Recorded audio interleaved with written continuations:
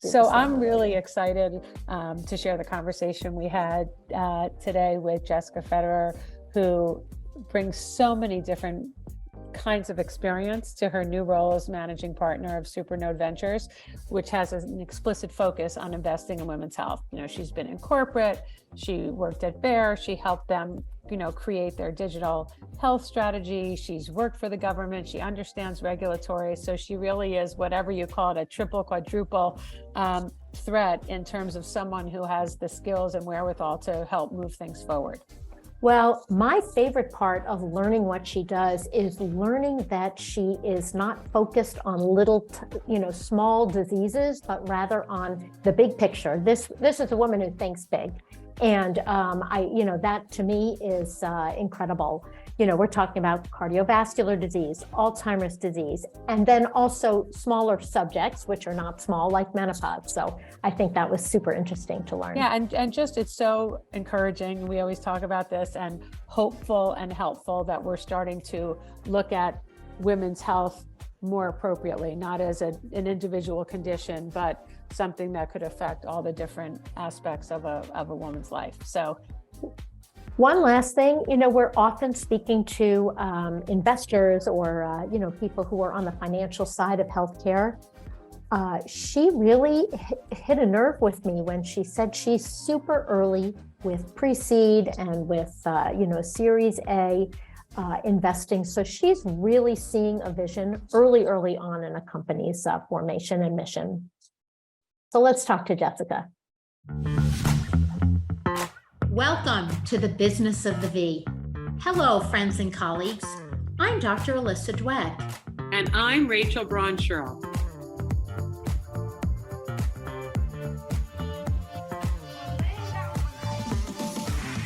Each week, we bring you the most fascinating investors, inventors, entrepreneurs, academics, and healthcare practitioners who are making things happen in women's sexual and reproductive health.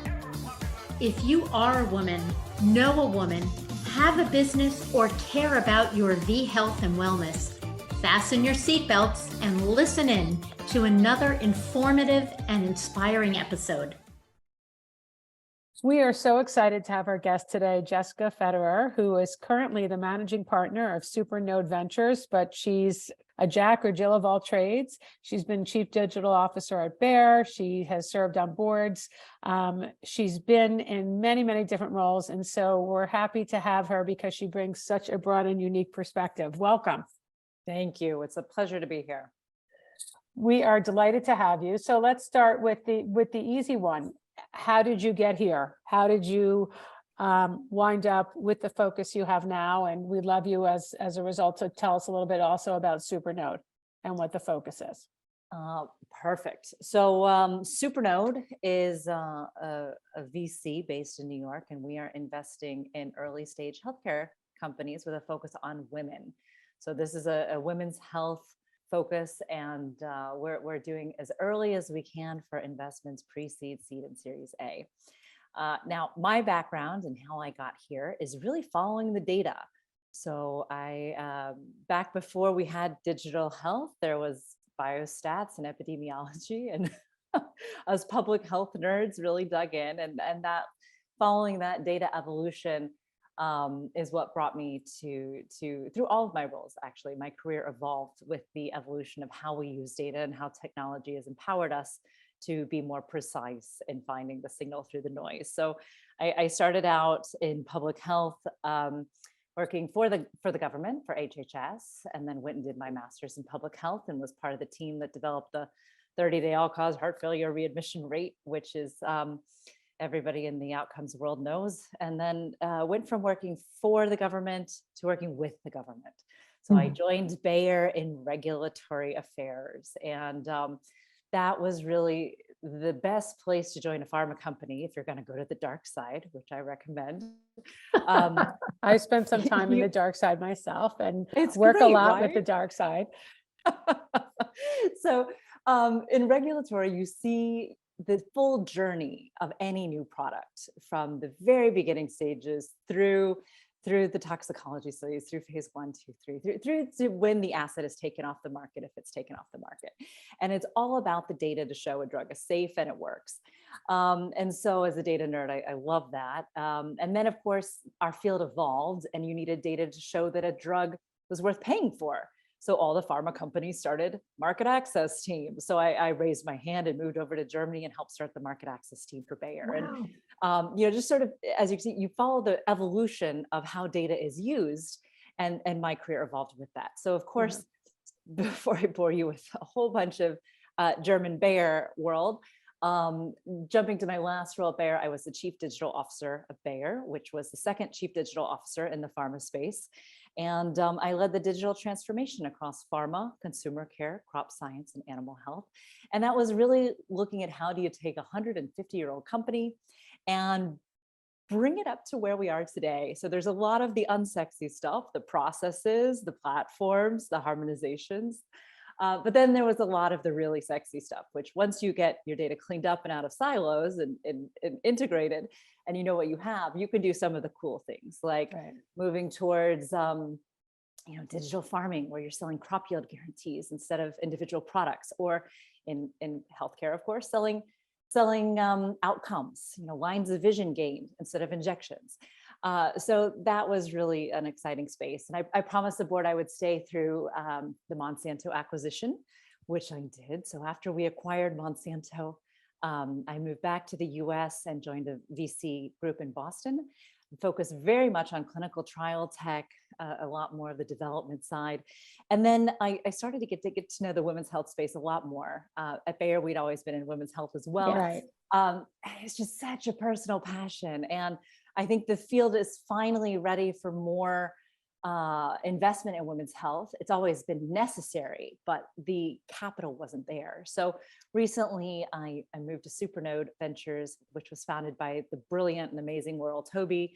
And we kicked off this focus on women's health. And it's just been remarkable because, as you know, and you say on your podcast so many times, this field is really underdeveloped. So because women weren't required to be included in NIH studies till 1993, only 30 years ago, there's a huge gap from that data gap. There's a huge lack of innovation that would have come had we had that knowledge earlier. And now we're seeing it. And now it's making amazing companies. And of course, you see what's happening in the market right now. This is a great time to invest in new businesses. So I said to my kids, I wanted, when I've been in this field so long, that they said, now it's hip, but you're not hip. I said, well, I stayed in long enough until, it became hip. But I have to laugh. You're the OG, Rachel. You're hip and data is sexy. This is quite the conversation. I'm 150 years old then in women's health years. But I did want to mention, you had said something really interesting, and then I'm going to let you guys geek out on women's health conditions, which is really understanding how a drug goes through a process. I felt like, having sat through all the hearings for Addyi, which was, as you both know, but for our audience, a product that was approved for hypoactive sexual desire disorder.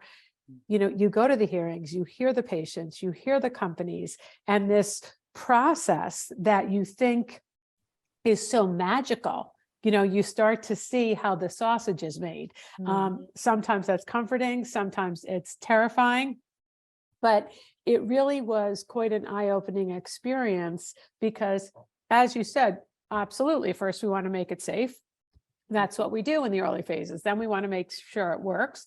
That's also important. And that's no longer good enough, because so many of these drugs, with all the money that's been spent to develop them, need to make a return, and you need someone to cover them. So as you're entering women's health, you've been in women's health for a long time, but as you're entering now as an investor, what are some of the areas of focus? Because I always love to match those up with the stuff that Alyssa sees walk through her office door.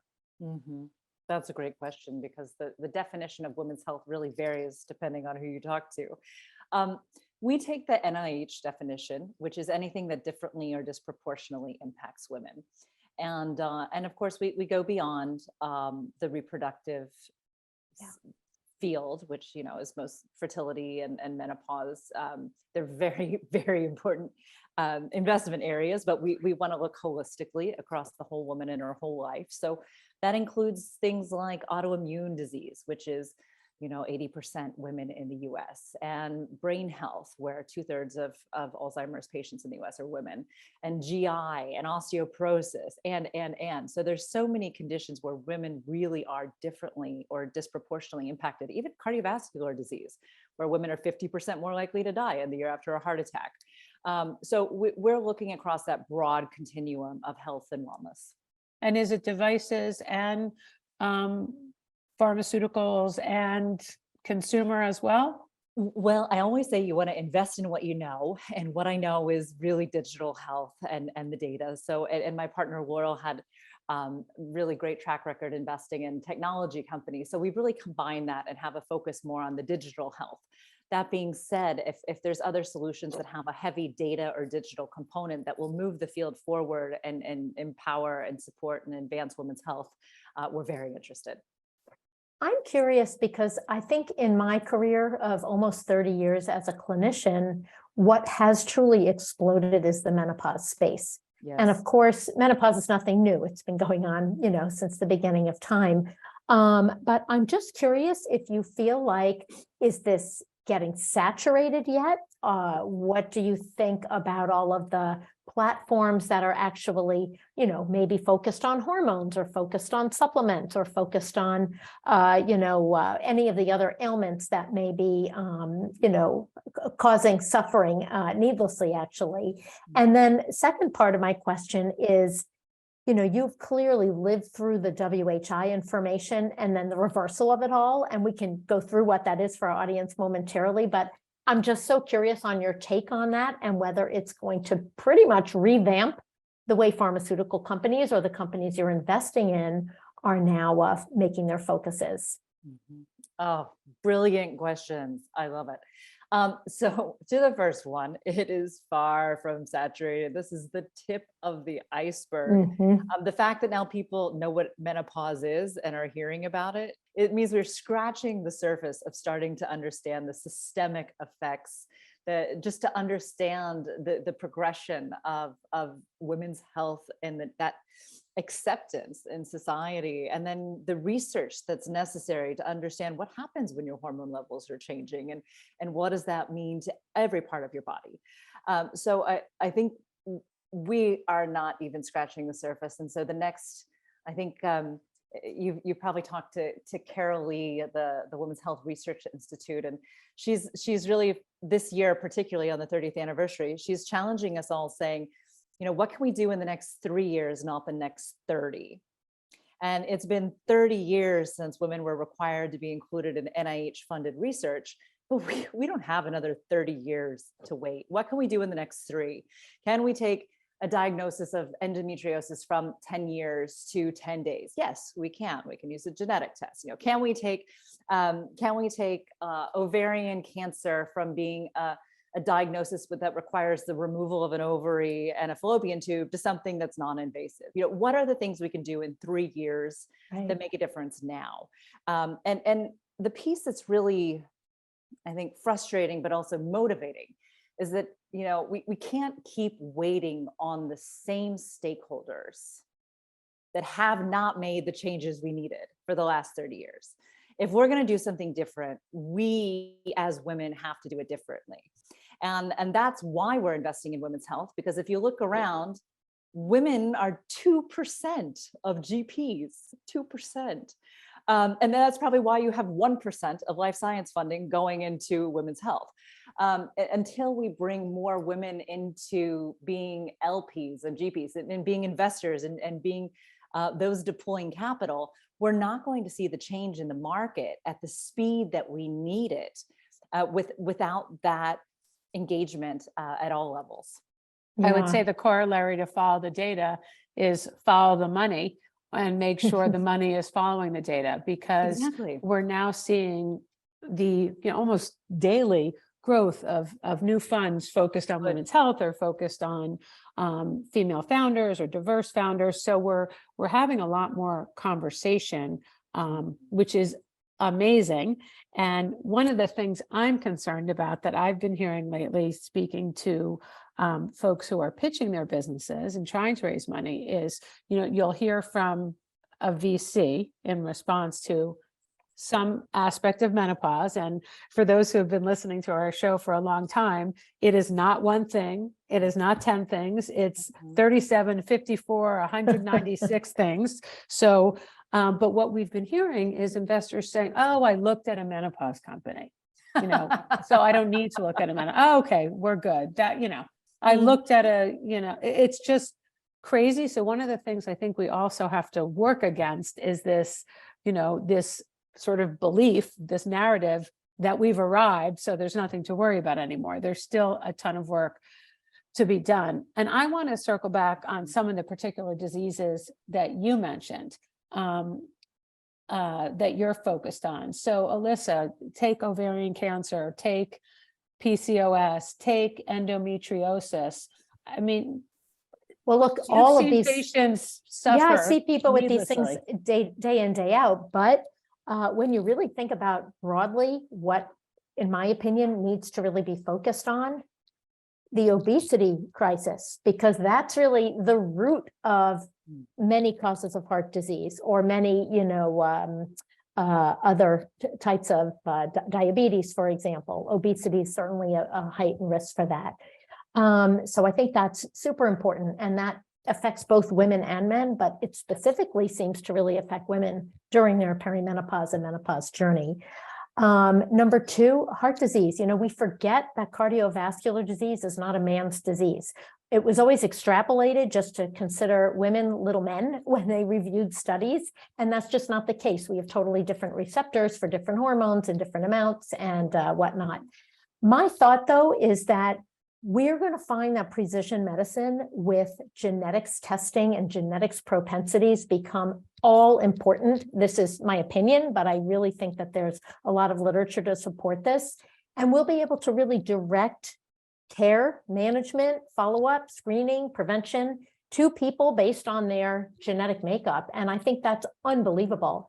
But it does take time. I mean, research, when people do a 12-week study or a 6-month study, it seems kind of short. So, if you want to get 10 years of data, you have to be patient for it. And then there's always the big turnarounds that sometimes occur, as it did with that menopause study. Yeah, I love this. This is the holy grail, right? To have that personalized medicine, precision medicine approach. Unfortunately, the pragmatist in me says I've been going to damn precision medicine conferences for decades now, and we're no closer. So, and then looking at how our regulatory process currently approves things, there's a dose, there's not, here's depending on all these factors, here's the adjusted dosage. So we're not quite set up for precision medicine as a system yet. Right. So we can find, the small lucky few that can go to specialized care and have every aspect of their body analyzed and really actually access precision medicine because they can afford it. That's still a dream for most people. Will you share for people who are listening when you use the expression precision medicine? Because we know, especially in business and in women's health, we sometimes use the same terms, but we don't necessarily mean the same thing. Yeah, so it's the idea that before just prescribing you an autoimmune drug or a chemotherapy drug or any treatment, that we first look deeply at how your own body would respond to that. So it's the whole multi-omics. And now that whole multi-omic space is evolving rapidly, which will help. But it's not just your genome. It's how do you metabolize things? It's how are the cells working? It's all the dynamics of your body and how you respond to things. And I think we still don't yet know what we don't know in this space. So it's almost akin to brain health. We still don't understand so much. And the little we do know makes us feel empowered and a little dangerous, but there's still so much more we don't understand. And so I think what's exciting in going back to the nerdy data field and why data is so sexy, the promise is that at some point the data becomes more signal than noise. So right now we gather all this data. We can have your genome and your microbiome and all of your health records and all your pharmacy records and all your scans and your labs. And you can have all this data, but it's a pain to make any sense of that. And it's almost clinically impossible to then use that for a care decision. So at some point, technology is, and we're very, very close to this, technology is going to be able to have enough of a pattern recognition or have enough of a training to be able to start to make some useful prescriptions for us out of that in a way that regulators and healthcare providers and their insurance companies are going to be comfortable with. So there's so many factors at play in changing care decisions. So here's today's hot flash. 80% of Americans with autoimmune disease are women. 2/3 of Americans with Alzheimer's disease are women. But it actually has already come to play, over the years and gradually. But let's just take, for example, the BRCA gene, the breast cancer sequences that get checked for. We know that we can direct screening in a different way to people who carry this gene and avoid unnecessary testing and screening to people who don't. So, that's a very simplistic way of looking at it, but that's where I'm hoping to see the future go. Or the gene therapies that are now coming to the market. Right now it is created for each individual person, so the cost is quite high, but they work because they were developed for each individual person. Yeah. What's your thought on the association when some of us physicians also go to the dark side? What's your feeling about, that mix of traditional medicine, going over to the pharma side?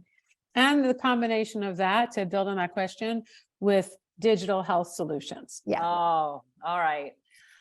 Some small question that just maybe spend 30 seconds describing. This is why you two are amazing. Massive. I shouldn't call it the dark side because I love the industry that puts all of their efforts into curing disease and helping people, right? So, the pharma industry, for all the joking and teasing, we trust it and it works. We take medicines and we see what happens. And there's no other place where, I look at the timelines that we have in that industry. You're following an asset for 10 years. So first you're getting all the science. Then you have the required toxicology studies. Then you have the required first in man, which is still mostly first in man, but we'll get to that later. Then you've got your phase 2, then your phase 3, then hopefully your regulatory approval and your phase 4, and then all of the additional indications of other ways that medicine can be used in addition to the first thing it was approved to be used for. So you've got a company investing billions of dollars over such a long time. And it's really the process, that very tightly regulated, controlled process that takes a molecule through 10 years of that cycle to get to your medicine cabinet. Yeah. And that process is really so important. But that process, that 10 years, is what we need to change and what we need to update. And that's the piece where, together with regulators and some more innovative companies, we're starting to challenge what is possible. And of course, gratefully, during the pandemic, we saw how fast we actually can move if all the stakeholders are on the same page. So I'm very hopeful that, as we talked about, the technology, the vast amounts of data, and the regulatory policies are starting to align in a way that means, again, during our lifetime, we're going to see some really exciting and meaningful developments that hopefully we'll get to benefit from. Is there one particular area of women's health, I should say, or medicine that you find, the most scintillating, the most important, the most urgent? Because obviously your funds have, you've got a lot of funds in your portfolio there. That's such a great question. Anything that is more holistic is very exciting, because as women, we're not just, oh, hey, here's our ovaries, here's our brains, here's our immune system, here's our thyroid, here's our skin. we look at everything in silos, and for all of us, not just women, but for all of us, all of those things are integrated, but our health system has divvied them up into separate silos. And so I find a particular amount of promise in solutions that aren't just a point solution for one specific thing, but have the opportunity to look at a human as a human. Now that's a huge thing to ask, right? Because innovators do one thing, but at some level we have to see what is that integrator, what brings all those puzzle pieces together in a way that our health system can make sense of it, so that all of those individual solutions paint a meaningful, holistic picture, so that we're not leaving each individual, in this case, each woman, alone to figure out, okay, where do I go for brain health? Where do I go for skin health? Where do I go for thyroid? Where do I go? Because that's too much to ask of anyone to be able to figure out all of those different silos. Well, we're encouraged, just even in the 18 months that we've been doing this podcast, how the narrative has shifted so much from, you have a problem, here's a product for you, and looking at her across the range of her total sexual and reproductive life, like the hormones that have an impact in pregnancy. The response might be different than what you have in menopause, but there are some, forms of pattern recognition. And I think if we can get to the point, and I know this is one of the things I always admire about Alyssa when she talks about how she counsels patients, is she does look at them as a person, as a human being, and not just a person who might have pain for one reason or another. But the other thing that I think is so interesting about all this is it really is hard we talk about this in menopause. You can't be a mental health expert for the anxiety, and you can't be an obesity expert and be a hot flash expert, to treat these things all under one roof or under one, therapeutic area is a challenge. It's the reality of how complex these things are. And it's, again, how you said, or how our system is set up.